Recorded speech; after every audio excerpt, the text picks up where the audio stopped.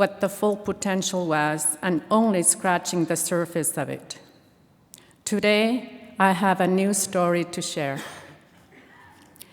Plenary has launched its Pathways to Excellence in Inuktitut. That includes 3 new full-time accredited programs. The Qimaktuvik certificate for Inuit who are first language speakers of Inuktitut. The Aulnervik certificate for Inuit who are second language learners of Inuktitut. And Akkusirvik, which is Piruvik's diploma program for training the next generation of Inuktitut instructors. All 3 programs are underway in partnership with the University of Victoria's Department of Indigenous Language Education and the School of Continuing Studies. Each cohort of the certificate programs is taking a series of 10 immersion courses, which are not mixed with English language courses as the status quo has continued to provide. For the Qimaktuvik program, Plenary offers the following courses for your background and context. Nunavut Standardized Writing System, which is our dual writing system for Nunavut. Inuktitut Grammar course for Inuit, specifically for Inuit. Inuktitut Computing and Keyboarding. Inuktitut Professional Writing in the Workplace. Modern and Technical Terminology. Variations of Inuktitut based on Inuktitut dialectology. Inuktitut creative writing and articulate speaking skills. Uqqarisautit, Inuit traditional terminology. Learning from Inuit life stories based from voices of our elders. Inuit timeline from pre-contact, the past, to our Nunavut era, the present. Inuit Makimaningat, Inuit well-being, from our Reclaiming the Whole Woman and Reclaiming the Whole Man programs. Aulnervik students who are also enrolled in 10 immersion courses in Inuktitut second language will graduate over to this Qimaktuvik program. No longer second language learners, but as first language speakers. A few months ago, we put out an ad for applications to register for the 2 certificate programs, hoping that we would get enough interest.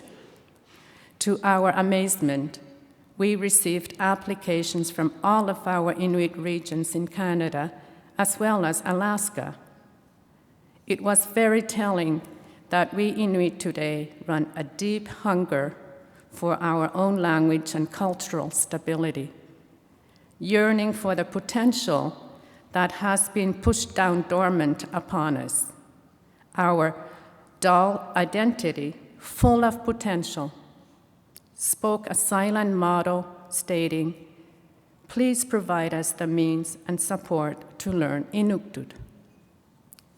Almost a year ago, we received approval from the Makiyerta Training Corporation to develop and deliver these 3 core programs I mentioned. What we are now realizing is if sustaining Indigenous language training is to be successful and long-term, it has to come with a bigger package. Firstly, student financial support to enable learners to pursue their studies full-time is crucial. Secondly, due to housing costs, especially in Nunavut, subsidized student housing is also crucial. Currently, a private institute like Plenary has 2 classrooms to deliver these full-time programs. Running multiple full-time accredited programs requires a facility that is designed for student success. We are grateful to our Inuit Land Claim Organization and the Makigirta Inuit Training Corporation for investing in Piruvik's Inuktitut Language Legacy Program.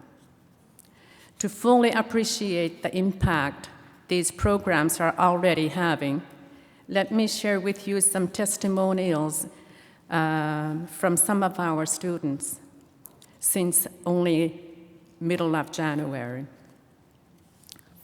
One student says, "During the opening ceremony, I sat there, listening to all of you speaking Inuktitut.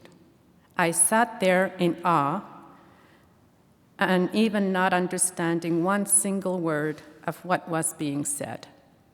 I thought to myself in amazement, almost to a level of disbelief, this is the last opening ceremony of anything that I will attend and not be able to understand anyone. I actually wanted to get up to the podium and speak to everyone and say, it was Canada that made sure I grew up knowing English and French, and it will be Piruvik who will be responsible for bringing me home. I actually had some silent tears sitting there. And now, only a mere 2 weeks into the 8-month-long full-time Inuktitut class, I am gaining so much knowledge in our mother tongue. My uiga, my husband, is astounded that I am coming home every day, asking questions, speaking to him in Inuktitut, and asking questions in Inuktitut, such as I asked him the other day, "Suqqauvit." Another student says, "Through this program, I am building and using tools to equip myself and others to reclaim and restore our identity as Nunavut Inuit, to help navigate through the acute social and cultural linguistic erosion we face today." And running out of time, I just want to very quickly conclude, if I may. Thank you. Which I want to leave with you of my few personal impressions. Since we started our full-time classes, students attending their program all day, 5 days a week, in an immersion environment is really a dream come true for me and my team. The laughter from both classrooms is contagious and is inspiring because it's an energy of Inuitness. Being immersed with the Aunelti cohort, I've realized how much we need to be gentle with each other as Inuit. The lateral violence drains us at some point. We know it's going to take great strength to flip the status quo, and we need each other for that, for the sake of tomorrow's children. In our traditional Inuit culture, the husband and wife, or mother and father, work together because they knew they were in it together for the family. Nunakatigit, meaning the whole society, practice the same belief that we're in this together. At Piruvik, we're practicing with our students that we're in this together. My hope is for all of us here today that we are also saying through commitment that we're all in this together.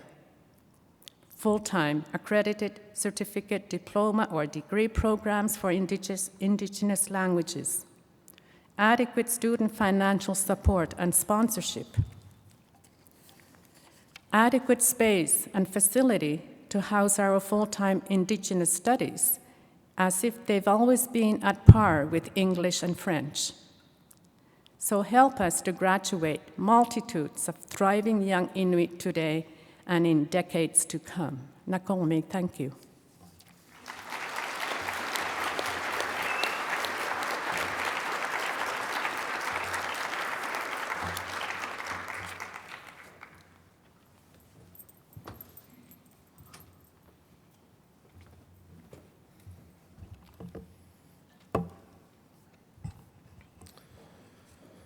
Wangwinzi, everyone, and another round of applause for our previous presenter.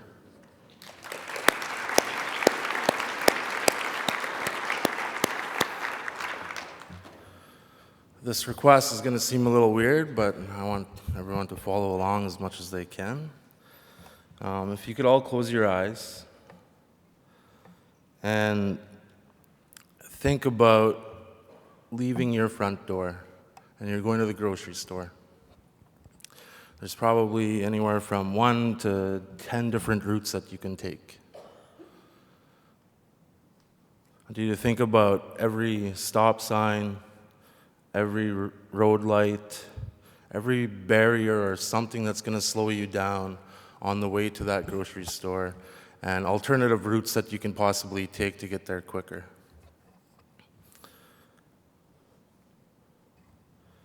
I want you to think of that same route as a route to achieving great things for your communities and for your governments and for the people that you represent. You can all open your eyes now. I don't want any of you to fall asleep. I know some of you were up late at the reception, but sometimes thinking about solutions is that simple. Of thinking about what routes you have to accomplish the work that you're doing, or the types of routes that you can take to build relationships with government. And I was, in thinking about that concept and the types of barriers that automatically you think of when thinking of that route to the grocery store, is something that is very challenging, especially for northern and remote communities, to, one, make the time to come all the way down to Ottawa, or for communities like Old Crow or Miigwetchin communities, where it's a 2-day trek to get here, just to meet with people.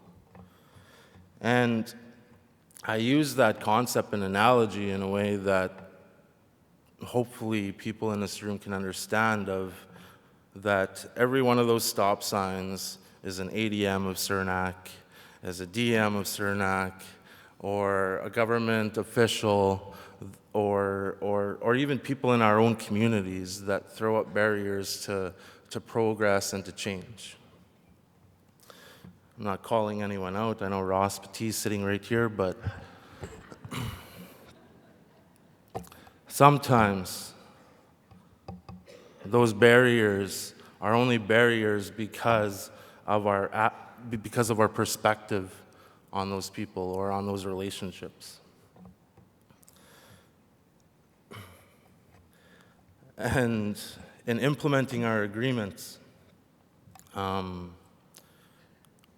we do see a lot of change, but yesterday I was a part of a panel talking about youth and recruitment and succession planning, and there was 5 women from the Yukon involved in implementation, but also involved in the treaty simulation that happened here Sunday and Monday. And the barriers that we put up to accomplishing the things that we're set out to accomplish, or to implementing these agreements, and the people involved in them are usually there for,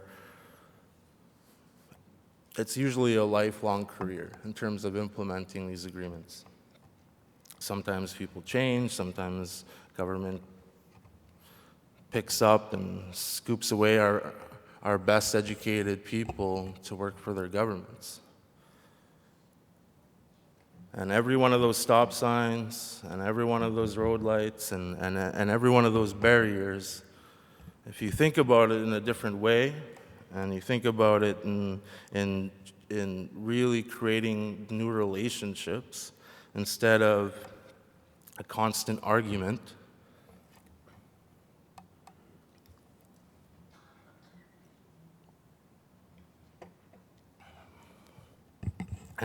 and being more solution-oriented,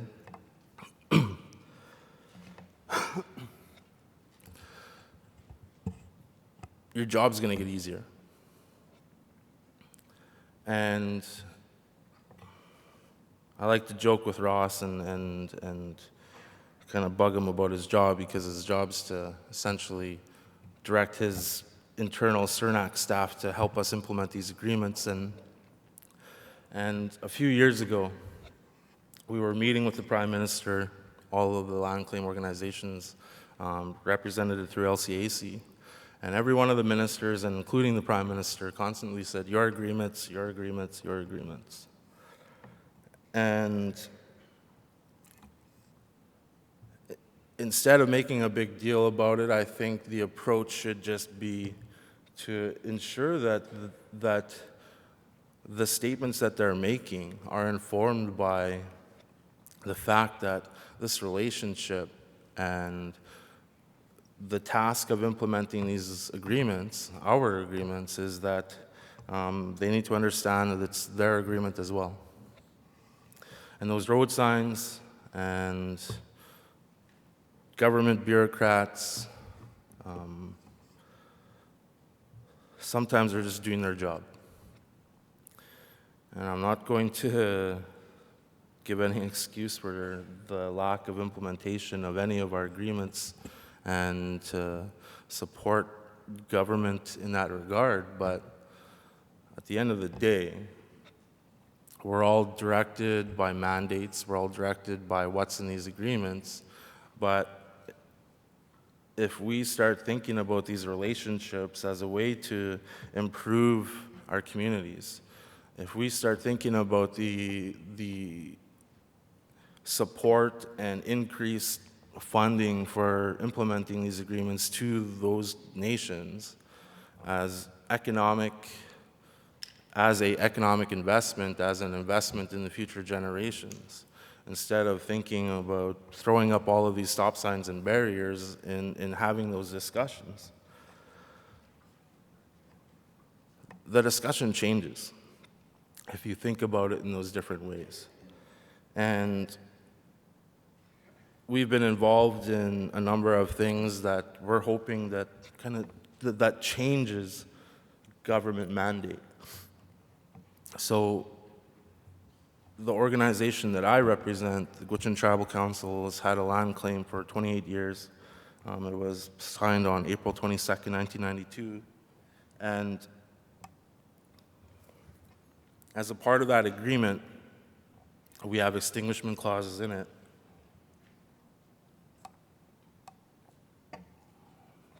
That essentially extinguish rights that were agreed to in Treaty 11. And as a part of that extinguishment and as a part of what we've ceded, released, and surrendered are things that our elders in our communities hold very highly. They hold Treaty 11 to a high regard, and as we all should. But what we have not done a good enough job at is explaining, when ratifying that agreement, what exactly those things mean in terms of 3.113 and 3.114 in our land claim, which are two clauses that essentially extinguish almost everything that was agreed to by the Crown to Gwich'in in July 1921. And what the Gwich'in Tribal Council is doing is that we've taken a mandate and direction from our elders and ensuring that Treaty 11 is held to that same regard that it has over the last 99 years, but to approach the government in terms of removing those clauses to ensure that there's a recognition of those rights through our land claim, instead of what government policy has essentially said over the last 50 years, which is to extinguish as much of those rights as we can. We're one of the last land claims that had specific wording such as that, but that doesn't mean that government doesn't throw up these stop signs and barriers to ensure that those types of policies are still in place.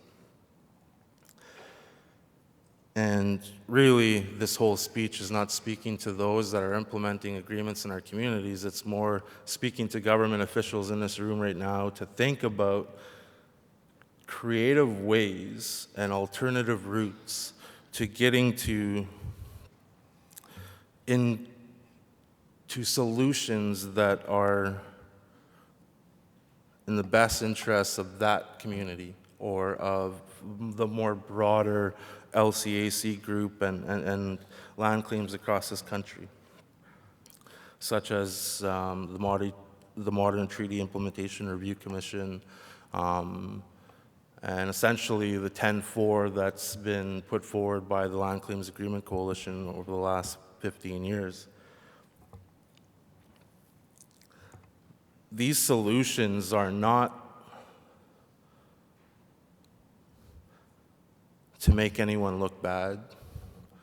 The solutions that have been put forward is based off of on-the-ground experience of implementing these agreements. The solutions that have been put forward from the LCAC are grounded in truth and grounded in reality, and the fact that the Gwich'in Tribal Council, as an example, has signed a year-to-year implementation plan for the last 8 years because of government policy and because of government perspective. If that is the reality that we all want to abide by, if that's the reality that we all want to live in, how is that helping any other nation across this country to see that land claims is a solution to some of the issues that they're facing in their community? How is a year-to-year implementation plan that's being confirmed or approved every year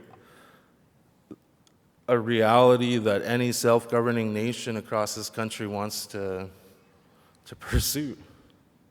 If we are held to this regard by Minister Bennett and other government ministers or this government in terms of how progressive we are and solutions-oriented we are, then why isn't CERNAC at least considering and trying to implement and test what was put forward by the coalition?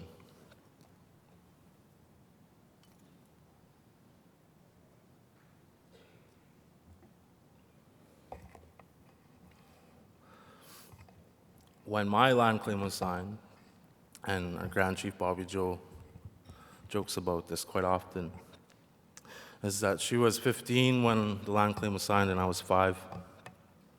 We're now 28 years down the road implementing this agreement, and nothing's really changed in terms of from April 22nd, 1992 to February 12th, 2020.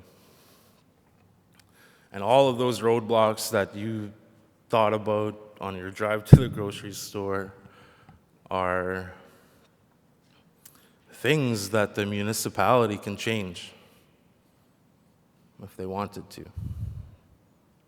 And that municipality, if you think about it, is the Government of Canada. That municipality is every one of our nations. That municipality is, sorry to continue to bug you, Ross, but is Ross Batty as ADM of CERNAC and implementation. Instead of thinking of what current policies are in place, we need to start being creative and thinking about what solutions can be created collaboratively, collectively, to make the biggest impact across this country in implementing these agreements. That's the path forward.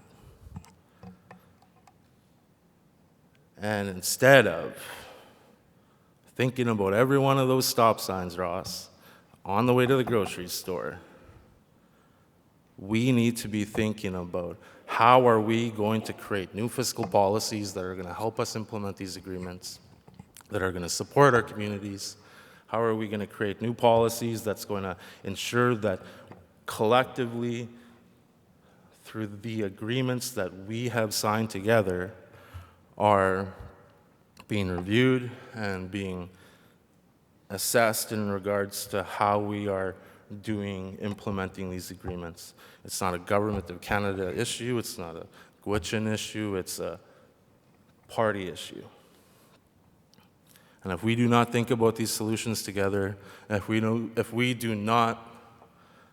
want to just abide by what stop signs are in the way and just say, okay, I give up, we're not going to get anywhere. That was not the perspective, that was not the mentality of our elders and our forefathers and everyone that helped us get to where these agreements are. That was not the perspective of all of those people in the 1970s through the Indian Brotherhood that said, we need to ensure that we're protecting the rights and interests of our people, not just for today, but for future generations.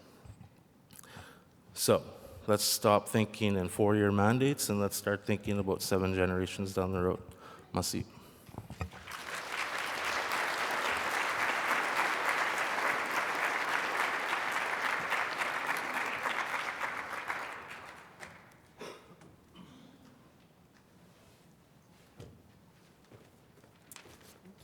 Do you guys want to take questions? Okay. So we have a few minutes for questions for each of our panelists. If you guys have any questions from the floor for either Lena or Jordan. And I'm seeing nobody jump up. No? No? So please, oh, got a question, yay. That mic.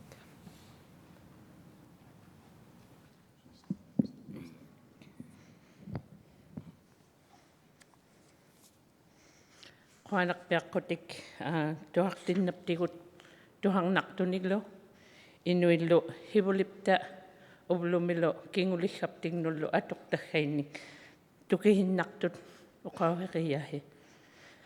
First of all, I want to say thank you for sharing what you know of from our ancestors to what we have today for our better tomorrow.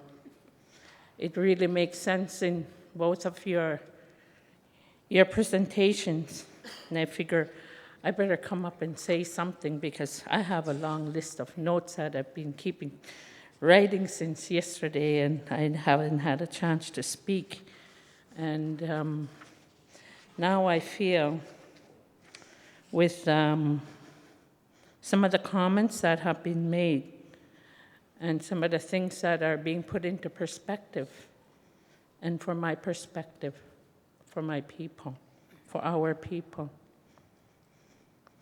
This morning I heard it's not black and white. And those are the very comments that I've heard said in many ways for a long time. And sometimes it's said in silence. Our language is not black and white. We've been told you either know the language or you don't. But really, in reality, all of us know our language to some degree. We grew up in our communities. We grew up amongst our people. We grew up with language, with culture. We may not speak it, but we feel it. We thrive in it in each day to some level. I wanted to say thank you, more or less than, have a question, because it's speakers like you that bring forth what it is that we need for our tomorrows, for today and for our tomorrows, but acknowledging what we're going through at the community level. And I just wanted to applaud you both for sharing from your perspective and encouraging, the people that are that can make the difference, and using the analogies that our people can connect to move forward. Thank you. Thank you.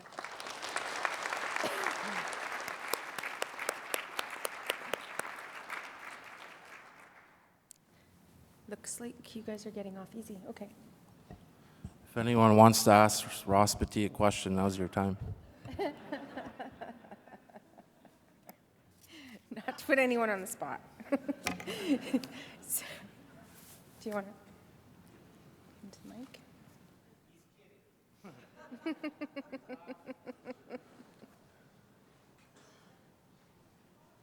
That one?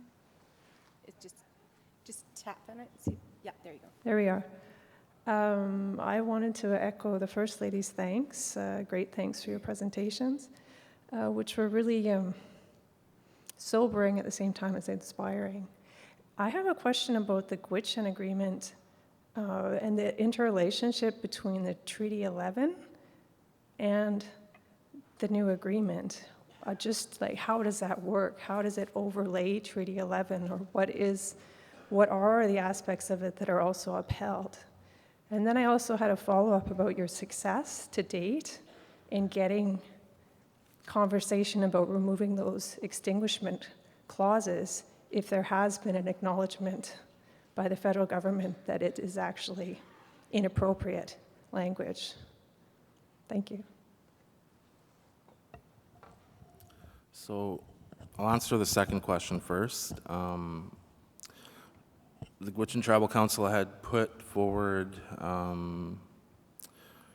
request to have a discussion to remove those extinguishment clauses from our land claim, primarily based off of Minister Carolyn Bennett's statements at the Special Chiefs Assembly of AFN in December 2017. She had made a statement the day before our implementation committee meeting that no government should be requesting or asking any nation to extinguish any type of rights.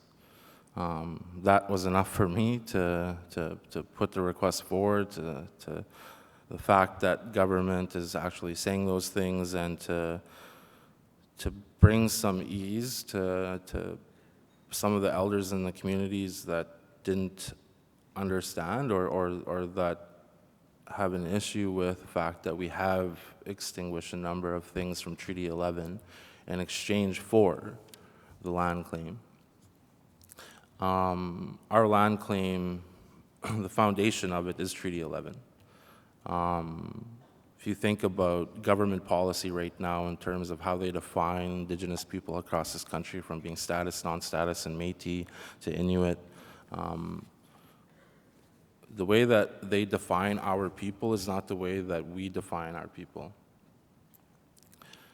The relationship between Gwich'in and the Crown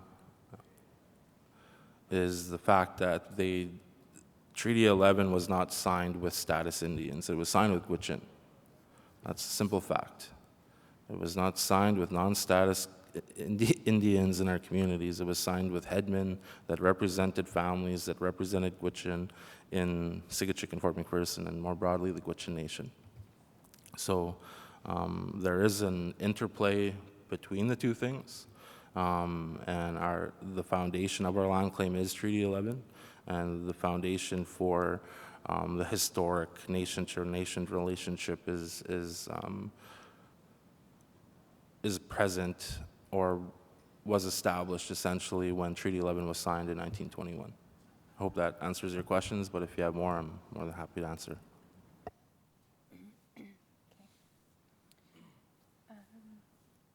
That's it. Can we thank these two fine panelists? Oh. Can we get a photo with you guys?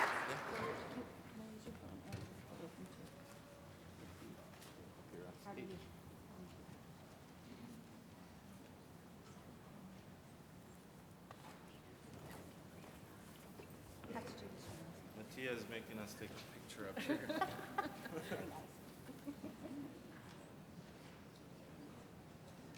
While everyone stares at us. Yes, thank you. Got embarrassed. So we're ready for our coffee break. I'm going to thank our sponsors, Borden, Ladner Gervais, JFK Law Corp, Pape Salter Tilley is the correct spelling, or correct pronunciation, Aldridge and Rosling, Envision Insight Group, and Government of Canada. Youth Caucus, I believe, is going to be assembling on the side here at the end of the ballroom. Please check out the artists and the exhibitors. The silent auction is in the corner over here. You have a 25-minute coffee break, and then you go into your breakout sessions. I'm going to run through them if you need it. No? Sounds like not. Yeah? Okay. So breakout 3A is with Ashley Carville in the Delphos room. That's the Data Relevance, Management and Governance. 3B is Collaborative Federal Fiscal Policy Development Process with Bertha Rebeska-Zoe in the Krieghoff room. 3C is Building Sustainable Economies with Daniel Tiselli in the ballroom, so in this room. 3A, a Modern Treaty Implementation Review Commission with Alistair Campbell in the Julian Gagnon Walker room. The 3E is Resolving Basic Differences, Dispute Resolution, Litigation, and Other Options with David Wright in the Suzor Cote room. And you need to be there for 10:40 for your sessions to start on time at 10:45. Thank you.